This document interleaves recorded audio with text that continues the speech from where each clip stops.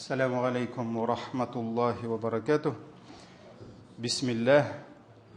Альхамдулиллах. Вассалату вассалям аля расулиллах. Книга Аль-Азкар, книга Зикры имама Ан-Навави. И мы с вами разбираем тему, главу о чтении Корана. И вчера мы с вами говорили о лучших днях, о лучших временах, когда лучше читать книгу Аллаха. Мы с вами говорили, что лучше всего праведные предшественники больше выбирали ночное время, и вообще ночь является таким особенным временем для поклонения. Почему? Потому что ночью общение с людьми прекращаются, общение, так ведь? Люди работают, трудятся днем, люди торгуют, покупают днем, люди общаются друг с другом днем. И поэтому ночь – это как раз то время для чего? Для уединения. Так ведь? Почему тахаджуд? Не днем, а ночью. Потому что ночь – это как раз когда тихо, когда все вот эти движения, они останавливаются.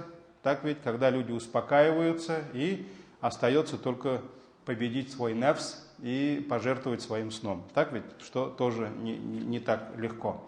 Но для праведных предшественников это было намного легче, чем нам, поэтому они предпочитали ночные поклонения. И даже из слов праведных предшественников мы видим, что именно поэтому они иногда ночь любили больше, чем день. То есть, почему они ночь предпочитали, чем день? Потому что день – это дунья. Так ведь?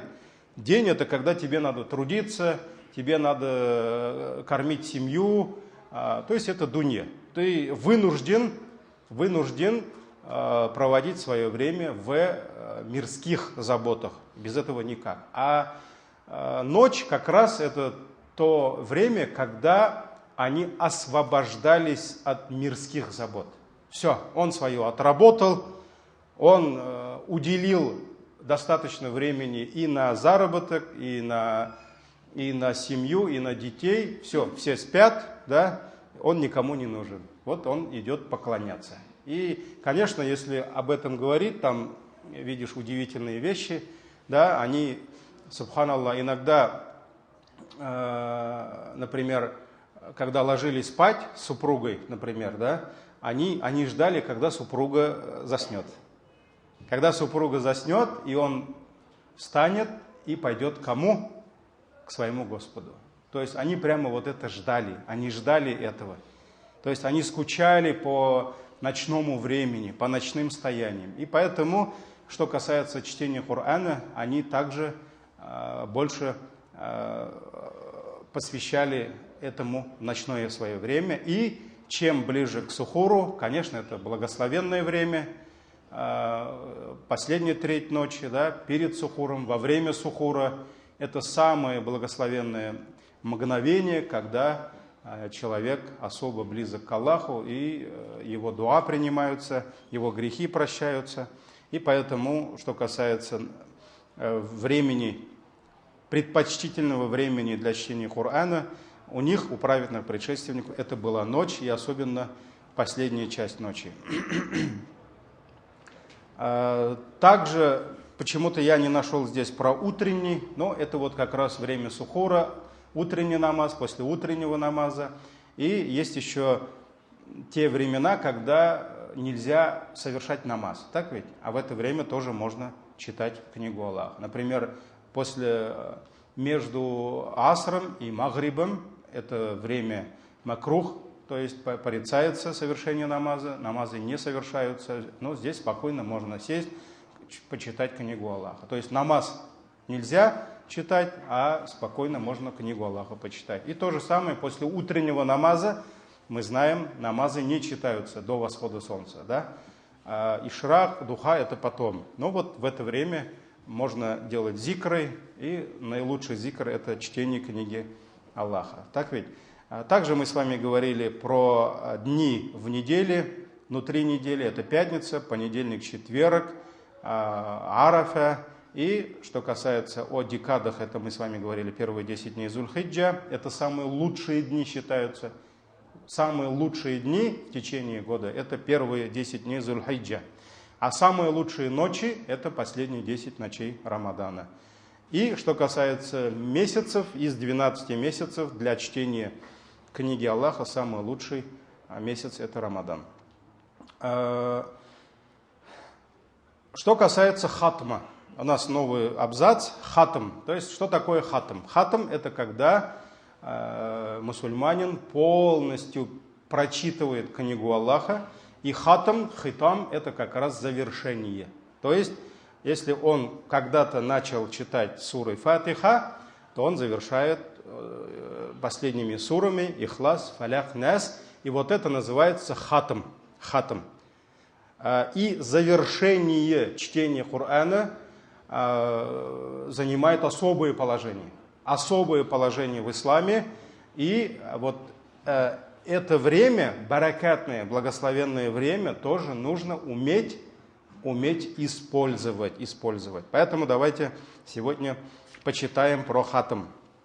Мы с вами говорили, что самый лучший хатм – это где? Внутри намаза. Вообще, чтение Корана, самое лучшее чтение Корана – это внутри намаза, во время кияма. Не рукуга, не суджуда, а именно во время кияма. Да. И самый лучший хатм – это когда мусульманин встает на молитву, и последние суры он уже завершает внутри намаза. А что касается тех, шейх пишет, кто читает Коран совместно, например, есть люди, которые группами читают Коран. Или, например, с устазом читают Коран. Даже во время сподвижников, табигинов, например, ученый-сподвижник, он назначал кого-то устаза и говорил, он будет читать книгу Аллаха, а ты будешь следить за ним. То есть здесь уже они вместе заканчивали, да? Поэтому, что касается тех, кто читает книгу Аллаха совместно и завершает чтение не во время молитвы, то желательно, чтобы чтение завершалось в начале ночи или в начале дня. Для чего это? Мы с вами говорили. То есть, если в начале ночи завершаешь, значит, Аллах благословляет тебе, дает баракат на всю ночь. И также еще мы говорили про ангелов, да? Что 1000 ангелов будут салават воздавать за тебя до утра. Если ты завершаешь, например, во время утреннего намаза, тогда целый день ты будешь получать салават, то есть ангелы будут воздавать салават за тебя. Вот, идем дальше. В день завершения чтения Корана имам ан-Навави говорит, желательно соблюдать пост. Вот оказывается, праведные предшественники, они планировали завершение чтения Корана так, чтобы в это время, в этот день они были на посту. То есть они постились, да, уразу держали.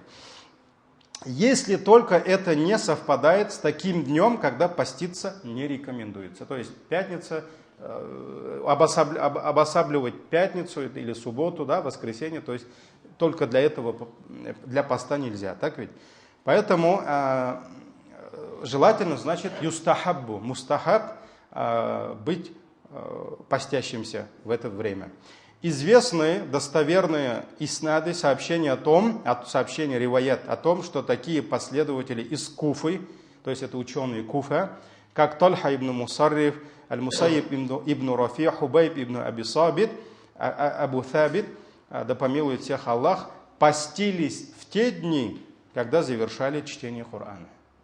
Когда завершали чтение Корана. Даже Усман ибн Гаффан, вот посмотрите, Усман ибн Гаффан, он начинал, когда мы говорили? Четверг, так ведь он начинал. То есть у него пост. И завершал четверг, когда уже заходит ночь пятницы, так ведь? То есть получается, он и тут, начиная, он постится, и завершая он постится. И даже когда его когда убили, он был постящимся. Он был постящимся. И с книгой, то есть с книгой Аллаха на руках. Поэтому, как читающим Коран, то есть все, это понятно, да? Мустахаб, желательно во время завершения чтения Корана быть постящимся. Дальше идем. Как читающим Коран, так и тем, кто не умеет это делать хорошо, желательно присутствовать на таких встречах. Вот. Если кто-либо из мусульман завершает, или группа мусульман, вот мы группа, да, завершим Аллах верса, хатам сделаем последние ночи таравиха.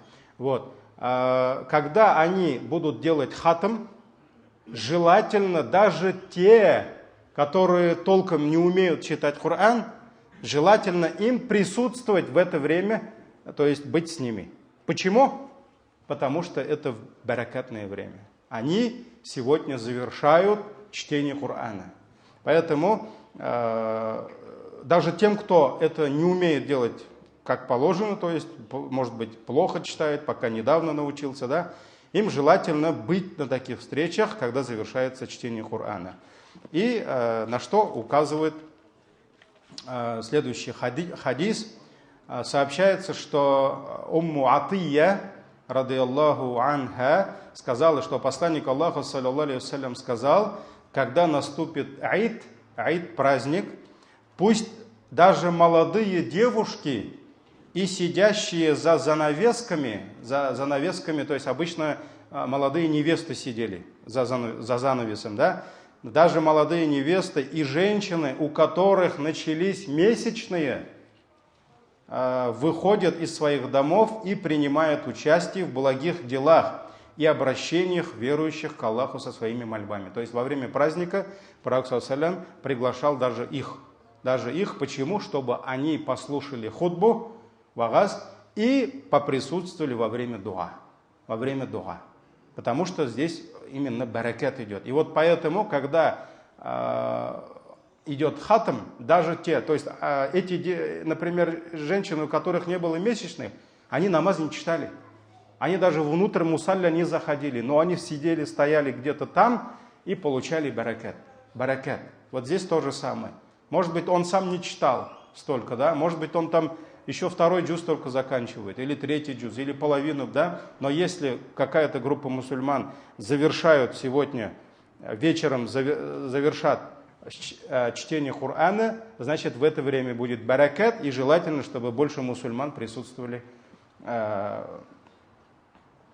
в этом маджлисе, да? И в Муснад ад-Дарими сообщается, что Абдулла ибн Аббас, вот Абдулла ибн Аббас, это как раз один из величайших сподвижников, ученых, да, когда он поручал кому-либо следовать за кем-то, то есть он говорил, вот ты будешь смотреть и проверять, а он будет читать книгу Аллаха полностью, да. И он говорил, когда вы дойдете до конца, обязательно позовите меня. Он вот так говорил. И когда они доходили, ну там несколько, может быть, страниц осталось, несколько сур осталось, они звали Абдулла ибн Аббаса. Все, приходи, мы сейчас завершаем. То есть, что это означало? Это означало, что это время чего? Бараката. Поэтому сподвижники старались присутствовать в это время. Также Ибн Абу Дауд приводит сообщение с достоверным иснадом, в котором говорится, что имам Катада, то есть имам Катада это величайший не сподвижник, а табигин, последователь сподвижников, да? Имам Катада, он очень тесно общался с Анас ибн Маликом. Кто такой Анас ибн Малик? Сахаба, несомненно. Он чем остался в истории? Да, чем он прославился? Анас ибн Малик это кто? Анас ибн Малик это величайший сподвижник, которого мать подарила пророку, саллаллаху алейхи вассалям. Когда пророк, саллаллаху алейхи вассалям, переселился в Медину, все пошли к нему с каким-то подарком, все что-то хотели ему подарить. И вот приходит мать и дарит сына. Возьми, говорит, моего сына, пусть он тебе служит верой и правдой. Да? И сколько лет Анас ибн Малик жил с пророком, был возле него, сколько хадисов он передал. Да? И, альхамдулилля, мать Анаса, она попросила у пророка, саллаллаху алейхи вассалям, чтобы пророк, алейхиссаляту вассалям, сделал дуа за него. И он попросил ему долгую жизнь и много детей. То есть посланник Аллаха, саллаллаху алейхи вассалям, сказал: «О Аллах, дай ему долгую жизнь и много детей». И он очень долго жил, и у него внуков, со внуками вместе было больше 100. То есть детей и внуков у него было больше 100. Вот, поэтому Аллах принял его дуа. И вот этот Анас ибн Малик, имам Катада, говорит, что когда он собирался завершить чтение Корана, перед завершением он собирал свою семью. То есть он говорил детям, семье, да, там женам, он говорил: все, я завершаю хатам, все приходите сюда, маджлиске, да. И он собирал членов своей семьи, а после того, как завершал чтение последней суры, он дочитывал, он делал дуа. Очень долго делал дуа за себя, за свою семью, за своих детей, за всех мусульман. Вот это сподвижники. То есть сподвижники, они понимали весь баракат вот этого времени, когда ты прочитал всю книгу Аллаха, да. И это же не факт, что у него все дети также прочитывали вместе с ним, да? Нет, он один читал. Но когда оставались несколько страниц, он прямо звал всех и говорил: все, сегодня будем хатам делать. Может быть, дети говорили: сегодня у нас отец хатам будет делать, давайте все к родителям, да? И он делал хатам и делал дуа за всех. Потому что в это время дуа принимается.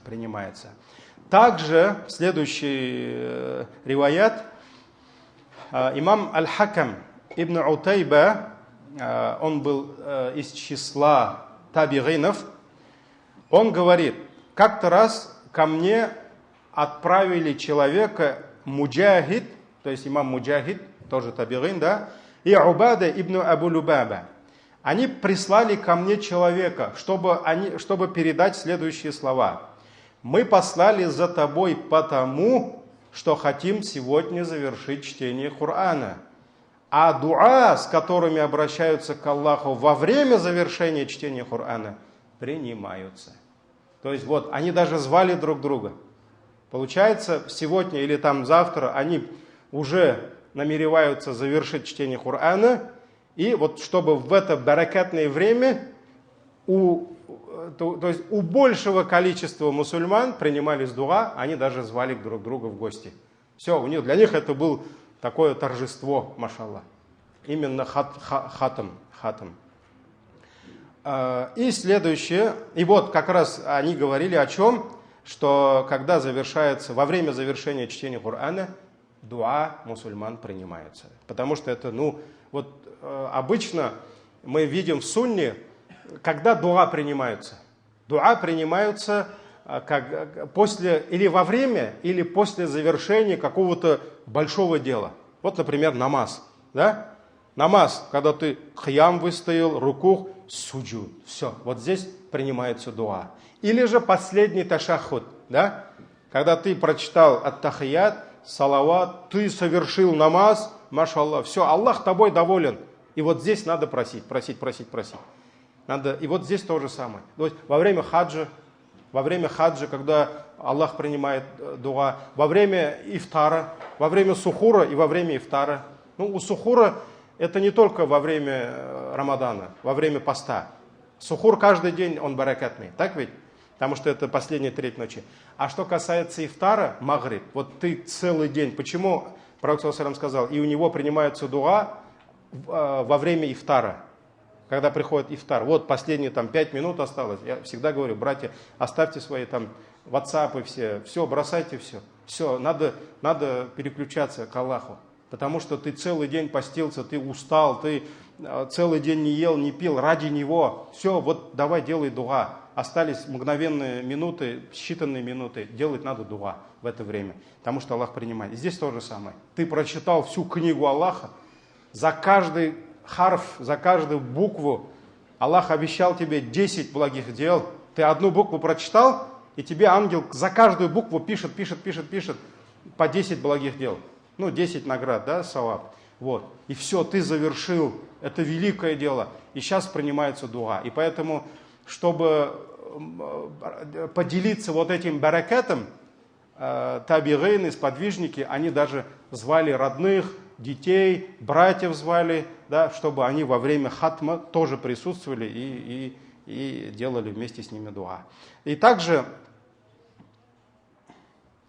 в некоторых достоверных преданиях из слов также праведных предшественников имам ан-Навави говорит, и говорится, что при завершении чтения Корана ниспосылается милость Аллаха.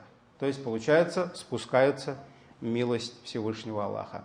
Также имам Муджахид говорил, табигин, да, во время завершения чтения Корана они это сподвижники. Если табигин говорил они, значит речь идет о сподвижниках, да.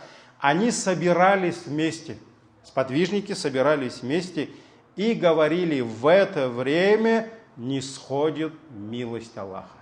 В это время спускается, нисходит милость Аллаха. Поэтому они собирали друг друга. Вот получается, дорогие братья, не только чтение Корана, да, то есть это такой особый вид поклонения, а вот завершение, хатам, когда все, ты уже завершаешь великое дело, и во время завершения они, это целое торжество, как бы, да, поэтому, значит, нам тоже нужно использовать этот баракат. Вот каждый, например, кто в этом году сделал намерение один раз там, или там, не знаю, 2 раза прочитать полностью книгу Аллаха, вы тоже можете запланировать завершение в какое-то время, да, например, какой-то сухур может быть, да, или во время какого-то ифтара. Все, у тебя остались там буквально 10 сур, все, ты, иншаллах, запланируешь, там следующий четверг я заканчиваю, да, все, ты говоришь жене, да, или где-нибудь в кафе собираетесь, или там с детьми собираетесь, да, можете, там кто-то родителей позовет, да, и все, ты прочитываешь последние страницы, и все, вот это благословенное время надо делать дуа. И чтобы наше окружение тоже понимало ценность вот этого времени, что хатам, что это великое дело. И поэтому не надо ждать, пока имам в мечети последние ночи хатам сделает. Вы можете сами. Все, завершили чтение Корана. Если не завершили, завершайте. Так ведь сделайте намерение, иншаллах. И вот этот баракат, он всем нам достанется, иншаллах. Следующий абзац. Как уже указывалось выше, после завершения чтения Корана весьма желательно обращаться к Аллаху с мольбами. То есть надо делать дуа. Это отдельная тема. И на самом деле ученые пишут, что сподвижники, табигины, величайшие ученые, они прямо заранее готовились к завершению чтения Корана, хатама, да, и они долго обращались к Аллаху с мольбами. То есть они очень долго делали дуа. Сообщается, что Хумейд аль-А'радж, рахимахуллах, сказал следующие слова. 4000 ангелов скажут амин, если человек, прочитавший Коран, обратится с мольбой к Аллаху. То есть вот это слова Хумейд аль-А'раджа. Обращаясь с мольбой, следует проявлять настойчивость. Это общее правило дуа, то есть нужно обязательно во время дуа быть настойчивым.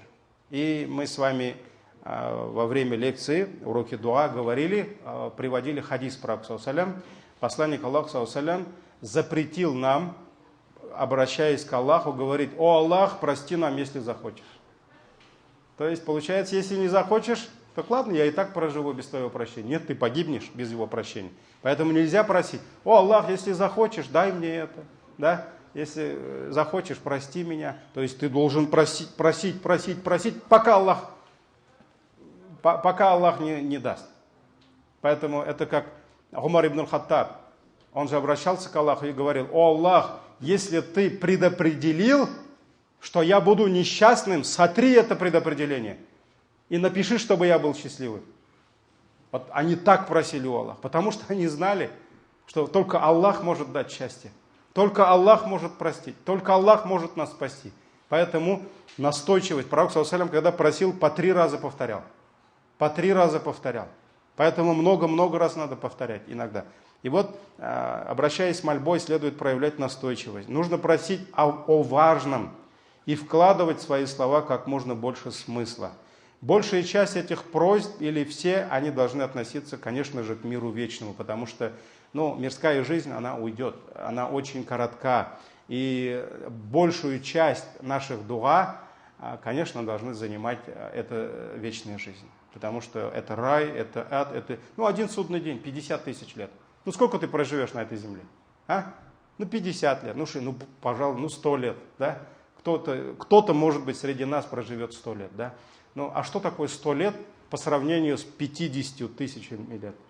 Да? Это один день будет. И этот один день, он будет в миллионы раз сложнее, чем вот эти испытания, которые мы здесь получаем. Поэтому, конечно же, большая часть дуа и во время хатма мы должны посвящать именно вечному. Также нужно посвящать место во время дуа делам мусульман, то есть вот за братьев как раз, потому что сподвижники, табигины, ученые, когда делали хатм, конечно, они начинали с себя. Надо начинать с себя. Затем нужно продолжить теми, у кого прав больше над тобой. То есть это твои родители. Сначала за себя, потом за родителей, потом за родных, за детей, за супругов, за твоих близких друзей, и так далее, и за всех мусульман. То есть они делали дуа за всех мусульман. И вот мы еще во время лекции говорили: Аллахумма гафир лиль муслимин валь муслимат, валь му'минин валь му'минат, аль ахьяу минхум валь амват. Вот эти те слова, которые они очень часто повторяли утром и вечером и во время хатма. То есть они очень много делали дуа за мусульман. То есть даже сегодня, если взять сегодняшнюю умму, да, сегодня есть огромное количество братьев таких стран неблагополучных, так скажем, где, например, огромное количество, миллионы наших братьев, они просто голодают. Они, может быть, они даже лучше нас, да? Может быть, они богобоязненные нас, но Аллах Тааля их так испытал. Если Аллах нас испытал достатком, а их испытал вот именно нуждой. Поэтому огромное количество мусульман целыми странами, Аллахның ашарларына им есть нечего. Поэтому надо делать дуа за них, чтобы Аллах Тааля им дал облегчение. Огромное количество мусульман, они пребывают в войнах, в колониях живут, да, под гнетом, под зульмом. Поэтому надо за них дуа делать, конечно же. И другие категории, столько братьев у нас болеют, да, сколько братьев, вот мы, альхамдулилля, Аллах дал нам возможность поститься, а есть те, которые не могут поститься, у кого-то желудок, у кого-то диабет, у кого-то еще что-то, поэтому за них надо делать дуа. И как раз вот после хатма праведные предшественники, они очень много делали дуа, потому что это то время, когда все наши дуа принимаются. Наши дуа принимаются, особенно для братьев, потому что Пророк ﷺ сказал, когда один мусульманин за спиной другого делает дуа за него, то есть благо просит, хайр просит, Аллах отправляет к нему специального ангела, и этот ангел будет находиться за ним и будет говорить амин, амин, то есть фаришталарның амин деген чағына туры келә, валяка бимисль, и тебе того же, то есть пусть Аллах даст тебе то же самое. Поэтому они делали дуа за своих братьев.